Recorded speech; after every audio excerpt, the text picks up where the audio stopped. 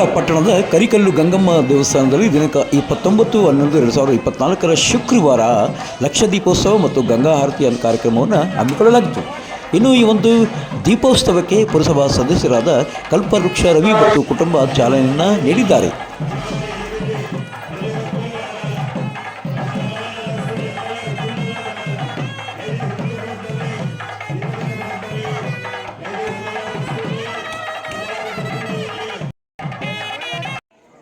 ಇನ್ನು ನಲ್ಲರಳ ಗಂಗಮ್ಮ ದೇವಸ್ಥಾನದಲ್ಲಿ ನಡೆದ ಲಕ್ಷ ದೀಪೋತ್ಸವ ಕಾರ್ಯಕ್ರಮದಲ್ಲಿ ನೂರಾರು ಮಹಿಳೆಯರು ಭಾಗವಹಿಸಿ ದೀಪವನ್ನು ಬೆಳಗಿಸಿ ನಂತರ ಕರಿಕಲ್ಲು ಗಂಗಮ್ಮ ದೇವಸ್ಥಾನದಲ್ಲಿರುವ ಕೋನೇರು ಗಂಗಮ್ಮ ತಾಯಿಯ ಕೋನೇರಿಗೆ ಸಮರ್ಪಿಸಿದ್ದಾರೆ. ಇನ್ನು ಈ ಒಂದು ಲಕ್ಷ ದೀಪೋತ್ಸವ ಕಾರ್ಯಕ್ರಮದಲ್ಲಿ ಆಡಳಿತ ಮಂಡಳಿ ಅಧ್ಯಕ್ಷರಾದ ಚೈತ್ರ ಶ್ರೀನಿವಾಸ್ ಬಾಬು, ಪ್ರಸಾದ್ ಬಾಬು ಸೇರಿದಂತೆ ನಿರ್ದೇಶಕರ ಮಂಡಳಿ ಹಾಜರಿದ್ದರು. ನಮ್ಮ ರಾಜ್ಯದ ಸುಪ್ರಸಿದ್ಧ ಶ್ರೀಮತ್ಮ ದೇವಸ್ಥಾನದ ವತಿಯಿಂದ ದಿನಾಂಕ 30/11/2024 ಶನಿವಾರದಂದು ದೇವಸ್ಥಾನದ ಮುಂಭಾಗದಲ್ಲಿ ಲಕ್ಷ ದೀಪೋತ್ಸವ ಕಾರ್ಯಕ್ರಮವನ್ನು ಹಮ್ಮಿಕೊಳ್ಳಲಾಗಿತ್ತು. ಈ ಒಂದು ಕಾರ್ಯಕ್ರಮಕ್ಕೆ ದೇವಸ್ಥಾನದ ಆಡಳಿತ ಮಂಡಳಿ ಅಧ್ಯಕ್ಷರಾದ CS ಆನಂದರಾವ್, ಉಪಾಧ್ಯಕ್ಷರಾದ GS ಅನಿಲ್ ಕುಮಾರ್ ಮತ್ತು MS ವಿಶ್ವನಾಥ, ಸುಬ್ಬನರಸಿಂಹ ಮತ್ತು ನಿರ್ದೇಶಕರಾದ ರಘುನಂದನ್, ಸುರೇಶ್ ಬಾಬು ಹಾಗೂ ದೇವಸ್ಥಾನದ EO ಮಂಗಳವಾಡ ಮಂಜುನಾಥ್ ಮತ್ತು SSK ಕಾಲೇಜಿನ ವಿನಯ್ ಬಾಬು ಸೇರಿದಂತೆ ಇತರರು ಚಾಲನೆಯನ್ನು ನೀಡಿದ್ದಾರೆ. ಈ ವೇಳೆ ಪಾವಗಡ ಪಟ್ಟಣದ ಸಹಸ್ರಾರು ಮಹಿಳೆಯರು ಬಂದು ಈ ಒಂದು ದೀಪೋತ್ಸವದಲ್ಲಿ ಭಾಗಿಯಾಗಿ ದೀಪವನ್ನು ಬೆಳಗಿಸಿದ್ದಾರೆ.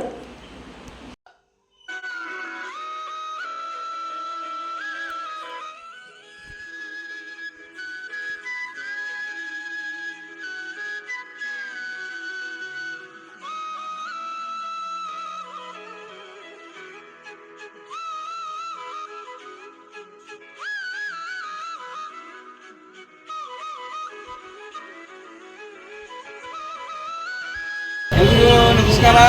ನೀಲಾಂಜನ ಸಮಾಭಾಸ ರವಿಪುತ್ರಂ ಯಮಗ್ರದಂ ಛಾಯಾಮಾರ್ದಂಡ ಸಂಭೂತಂ ತಂ ನಮಾಮಿ ಶನೇಶ್ವರಂ. ರಾಜ್ಯದಲ್ಲಿ ಅತ್ಯಂತ ಸುಪ್ರಸಿದ್ಧವಾದ ಪಾವಗಡ ಶ್ರೀನಿವಾಸ ದೇವಸ್ಥಾನದಲ್ಲಿ ಕಾರ್ತೀಕ ಮಾಸದ ಅಂಗವಾಗಿ ಇವತ್ತು ಲಕ್ಷ ದೀಪೋತ್ಸವ ಕಾರ್ಯಕ್ರಮವನ್ನು ಹಮ್ಮಿಕೊಂಡಿದ್ದು, ಈ ಒಂದು ಲಕ್ಷ ದೀಪೋತ್ಸವ ಕಾರ್ಯಕ್ರಮದಲ್ಲಿ ಸಾವಿರಾರು ಭಕ್ತರು, ಅದರಲ್ಲೂ ಹೆಚ್ಚಿನದಾಗಿ ಮಹಿಳಾ ಭಕ್ತರು ಬಂದು ದೀಪವನ್ನು ಬೆಳಗಿಸಿ ನಮ್ಮ ಈ ಒಂದು ಕಾರ್ತಿಕ ಮಾಸದ ಹಬ್ಬಕ್ಕೆ ಅರ್ಥಪೂರ್ಣವಾದಂಥ ಅರ್ಥವನ್ನು ಕಲ್ಪಿಸಿದ್ದಾರೆ. ಪಾವಗಡದ ಜನತೆ, ಭಕ್ತರು, ಎಲ್ಲ ಶಾಲಾ ಕಾಲೇಜಿನ ಮಕ್ಕಳು, ಮಹಿಳೆಯರು, ದಂಪತಿಗಳು ಬಂದು ವಿಶೇಷವಾಗಿ ಬಂದು ಈ ಒಂದು ದೀಪೋತ್ಸವ ಕಾರ್ಯಕ್ರಮದಲ್ಲಿ ದೀಪವನ್ನು ಹಚ್ಚಿದ್ದಾರೆ.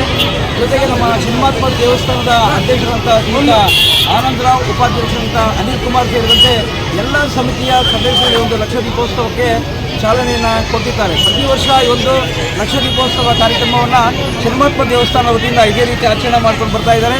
ಮುಂದೆ ಸಹ ಈ ಒಂದು ಲಕ್ಷ ದೀಪೋತ್ಸವ ಕಾರ್ಯಕ್ರಮವನ್ನು ಇದೇ ರೀತಿ ಆಚರಣೆ ಮಾಡ್ಕೊಂಡು ಬನ್ನಿ ಅಂತ ನಾವು ಭಕ್ತರ ಪರವಾಗಿ ಶ್ರೀನಿವಾಸ ದೇವಸ್ಥಾನದ ಆಡಳಿತ ಮಂಡಳಿಯನ್ನು ಮನವಿಯನ್ನು ಮಾಡ್ಕೊಳ್ತಾ ಇದ್ದೀವಿ. ಜೈ ಹಿಂದ್, ಜೈ ಶ್ರೀನಿವಾಸ.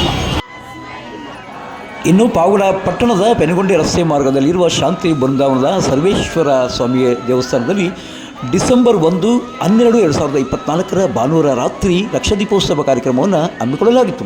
ಇನ್ನು ಈ ಒಂದು ದೀಪೋತ್ಸವ ಕಾರ್ಯಕ್ರಮದಲ್ಲಿ ದೇವಸ್ಥಾನದ ಆಡಳಿತ ಮಂಡಳಿಯ ಬಾಲಾಜಿ, MS ನಟರಾಜು, ರಾಮಮೂರ್ತಿ, ನಾಗರಾಜು, SA ಚಂದ್ರಶೇಖರ್, ವೆಂಕಟರಾಮನ್, ಧ್ರುವಕುಮಾರ್, ರಾಮನಾಥ್ ಗುಪ್ತಾ ಮತ್ತು ದೇವಸ್ಥಾನದ ಪ್ರಧಾನ ಅರ್ಚಕರಾದ ನರಸಿಂಗರಾವ್ ಅವರು ಈ ಒಂದು ದೀಪೋತ್ಸವಕ್ಕೆ ಚಾಲನೆಯನ್ನು ನೀಡಿದ್ದಾರೆ. ಇನ್ನು ಇದೇ ವೇಳೆ ಈ ಒಂದು ಸರ್ವೇಶ್ವರ ಸ್ವಾಮಿಗೆ ನಾಗಾಭರಣವನ್ನು ಮಾಡಿಸಿಕೊಟ್ಟಂಥ ಪಾವಗಡ ಪಟ್ಟಣದ ಖ್ಯಾತ ವೈದ್ಯರು ಮತ್ತು ಸ್ವಾಮಿ ವಿವೇಕಾನಂದ ವಿದ್ಯಾಸಂಸ್ಥೆಗಳ ಸಂಸ್ಥಾಪಕ ಕಾರ್ಯದರ್ಶಿಗಳು ಆದಂಥ ಡಾಕ್ಟರ್ G ವೆಂಕಟರಾಮಯ್ಯನವರನ್ನು ಇದೇ ಸಂದರ್ಭದಲ್ಲಿ ದೇವಸ್ಥಾನದ ಆಡಳಿತ ಮಂಡಳಿ ವತಿಯಿಂದ ಸನ್ಮಾನಿಸಲಾಯಿತು.